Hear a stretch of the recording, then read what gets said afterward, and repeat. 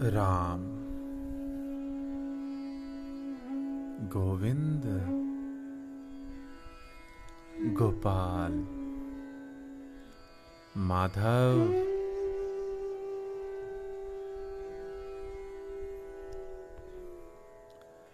आनंद भक्ति सेवा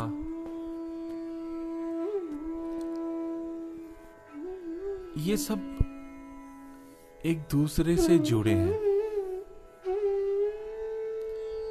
यदि हम सेवा करते हैं तो सेवा का फल भक्ति है। यदि हम भक्ति करते हैं तो भक्ति का फल आनंद है।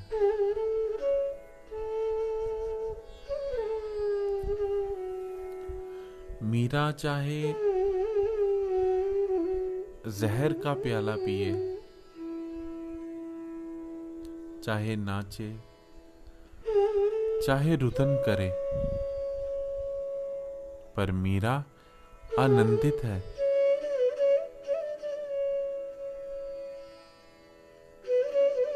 श्री हनुमान, श्री राम जी, श्री जानकी माता चाहे कितने ही कष्ट क्यों ना भोगने पड़े, पर श्री राम जी की सेवा में हरदम आनंदित है। वह तो स्वाभाविक ही स्नेह, हर्ष ये सब सेवा के साथ मिलते ही हैं। भक्ति के साथ यदि सही भक्ति और सच्ची भक्ति है तो अवश्य मिलेंगे। यदि आडंबर है, यदि सेवा और भक्ति का दिखावा है, तो क्या हर्ष और क्या आनंद सब देखे दिखाए। माधव गोविंद एक बहुत ही उचित और मोक्षदायिनी प्रश्न श्री योगेश जी पूछते हैं कि मोक्ष कैसे मिले। बहुत ही उचित प्रश्न है, क्योंकि इस समय कलयुग का ऐसा दौर चल रहा है जब इंसान ये पूछता है कि पैसा कैसे मिले। इंसान ये पूछ रहा है कि बढ़िया बंगला कैसे मिले, देश विदेश तक अपना परचम कैसे लहराए, कैसे मैं एक मकान से दो और जहां तक मेरी नजर जाए वहां तक मेरी जमीन हो, मेरी जायदाद हो,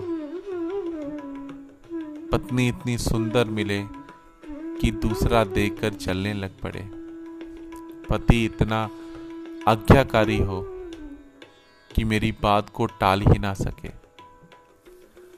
आज कलयुग में जब लोग इस ओर ध्यान देते हैं और इस ओर जाने की पूरी कोशिश करते हैं और दिन रात इसी चिंताओं में रहते हैं, वहीं एक सज्जन पुरुष ये प्रश्न पूछते हैं कि मोक्ष कैसे मिले, तो पवित्र हृदय की जो पुकार है उससे इसी तरह के प्रश्न निकलते हैं। मोक्ष मोक्ष अपने आप में ही अनेकों सवालों को लपेटे हुए है। तुम कह लो कि भगवान कैसे मिले तो भी यही, तुम कह लो कि गुरु के चरणों का प्रेम कैसे मिले तो भी यही, तुम कह लो सच्ची भक्ति कैसे मिले तो भी यही, तुम कह लो कि महादेव जिस स्थिति में है, महादेव जिस शांति में है, महादेव जिस समाधि में है, वह कैसे मिले तो भी यही। इन सब का अर्थ, इन सब का भाव, इन सब के जो शब्द हैं और जो इन शब्दों का अर्थ है वह अलग अलग हो सकते हैं, परंतु इन शब्दों का भाव, इन शब्दों का जो इन शब्दों का आखिर जो शून्य भाव है वह वही है मोक्ष।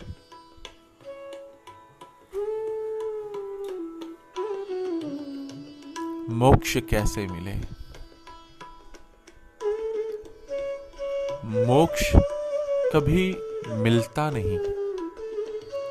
बहुत ही ध्यानपूर्वक इसे सुने, क्योंकि मैं कुछ गहराई में ले जाने की कोशिश करूंगा।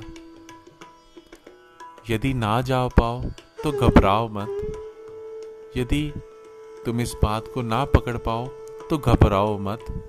हर दिन इसे सुनोगे, एक नया अर्थ, एक नया भाव, एक नया तजुर्बा तुम्हारे समक्ष होगा।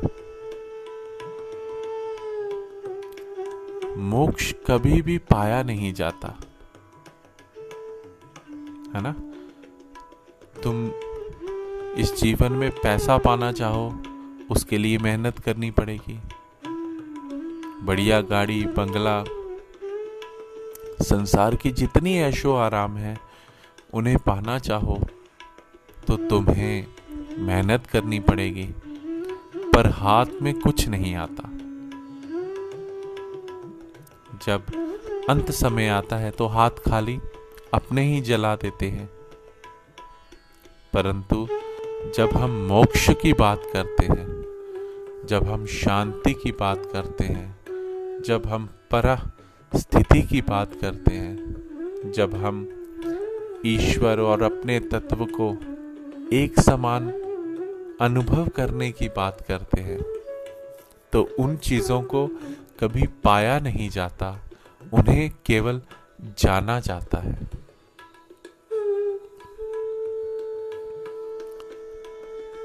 जिस तरह से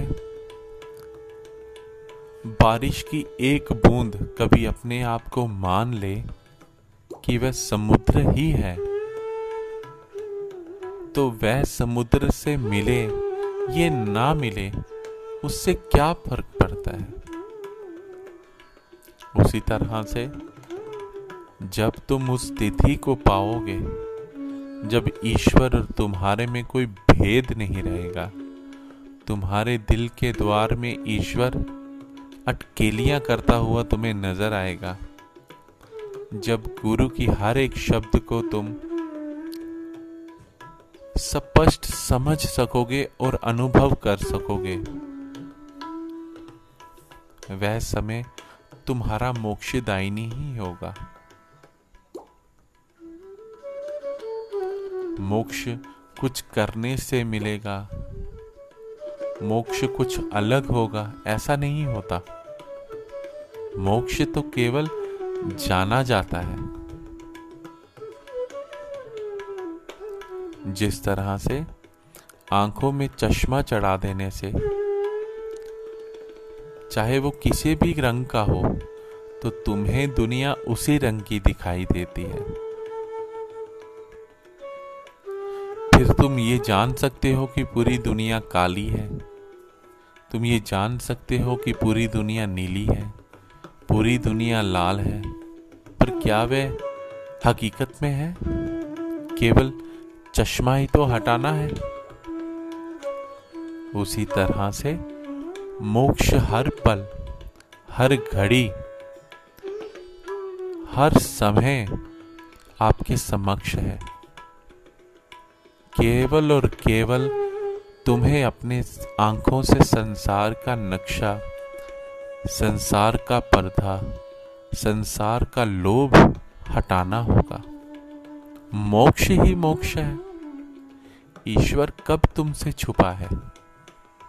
भगवान, लोग कहते हैं कि ईश्वर प्राप्ति करनी है, पर ये कितनी अजीब सी बात है कि जो तुम्हें तुम्हारे हृदय में है जो तुम्हारे भीतर है उसकी प्राप्ति करनी है। और जो संसार स्वप्न मात्र है, दंभ है, उसके पीछे तुम दिन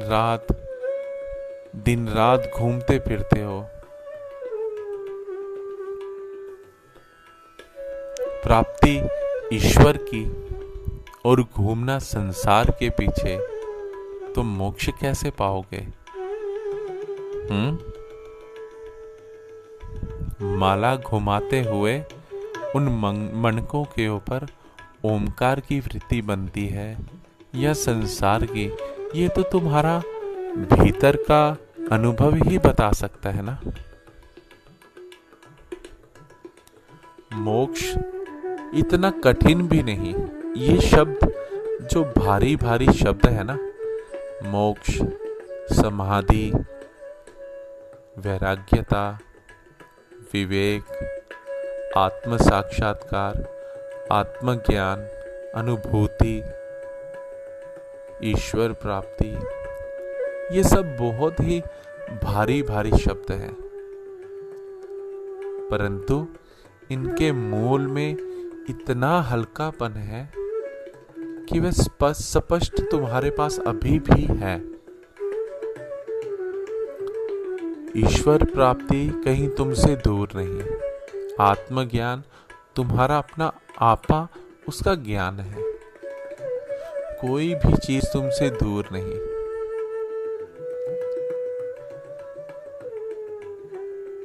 यदि तुम सही मायने में मोक्ष पाना चाहते हो तो तुम्हें केवल अपने भीतर आना पड़ेगा।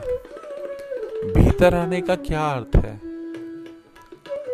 संसार के पन्नों को पलटते चले जाओ और ईश्वर के पन्नों को खोलते चले जाओ। धीरे धीरे धीरे धीरे एक दिन ऐसी किताब खुलेगी जो मोक्ष की ही होगी। केवल तुम्हें संसार के पन्नों को अब धीरे धीरे धीरे बंद करना होगा। यदि तुम बंद नहीं करोगे तो ईश्वर स्वयं ही उसे बंद करना सिखा देगा। इसलिए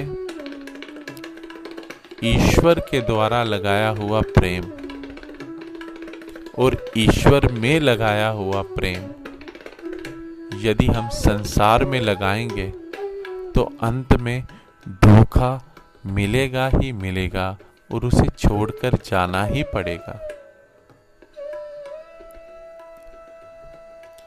फिर चाहे मोक्ष पाने के लिए तुम बड़ी बड़ी कंदराओं में चले जाओ, गुफाओं में चले जाओ, हिमालय की गोद में चले जाओ, या मोक्ष पाने के लिए तुम जहां हो बस वहीं रहो, मोक्ष ही तो है। पर केवल अपने आप को जानना है।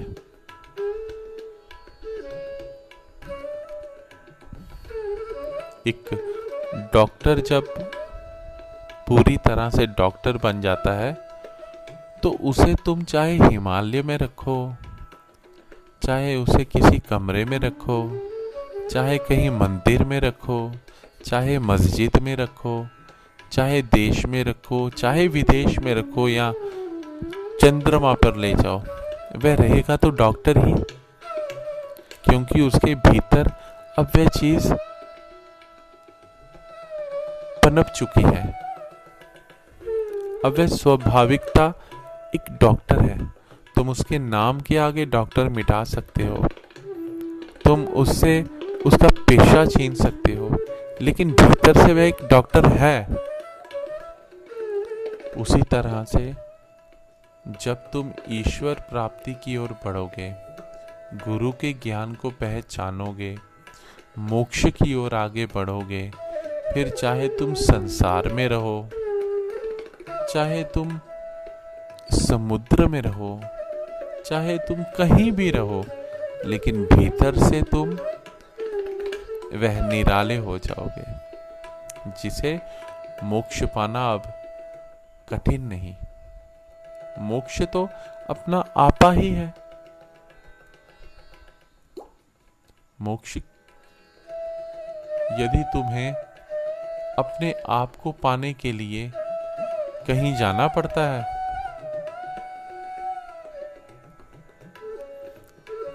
क्या योगेश को पाने के लिए कहीं जाना पड़ेगा?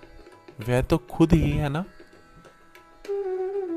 शीशे में देख ले तो भी वही, ना देखे तो भी वही, क्योंकि स्वाभाविकता वह जान चुका है, वह जान गया है कि वह कौन है।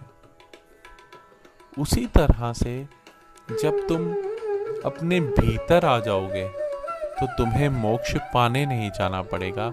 मोक्ष तुम्हारे भीतर है ही, ईश्वर तुम्हारे भीतर है ही। उन्हें पाने के लिए नहीं जाना जाता, केवल जानने के लिए जाना जाता है। और जब तुम ईश्वर को जान लेते हो, वही दिया चारों ओर अंधकार को दूर करता हुआ उजाले की एक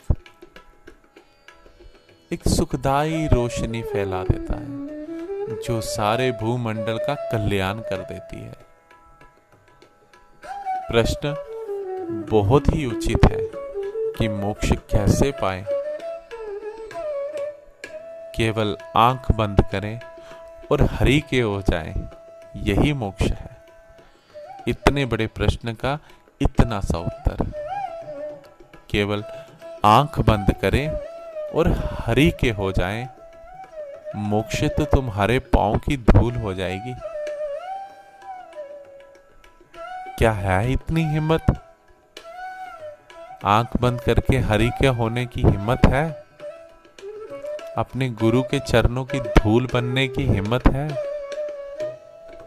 ओमकार में खो जाने की हिम्मत है? संसार को भीतर से झूठ मान लेने की हिम्मत है? मृत्यु से पहले एक बार आनंदित मरने की हिम्मत है? यदि है तो मोक्ष भी है, और यदि नहीं है तो मोक्ष भी नहीं है। ये तो सब तुम्हारे ही ऊपर निर्भर है। गुरु की ज्योत तो निरंतर चलती ही रहती है। भगवान के नाम का तेल, भगवान के नाम की बाती को गुरु हमेशा जगाए रखते हैं। उसकी लौ को तीनों लोकों में निरंतर फैला ही रहे हैं। क्या उस ज्योत से ज्योत तुम जगाने के काबिल हो? क्या हिम्मत रखते हो, या केवल पैसे को ही सच मान बैठे हो? इस शरीर को ही सच मान बैठे हो? संसार की झूठी वस्तुओं को सच मान बैठे हो? ये तुम्हें देखना है और तुम्हें ही तय करना होगा। इसलिए अपने भीतर के राम को जगाओ और राम के ही हो जाओ। अलख। हर हर महादेव।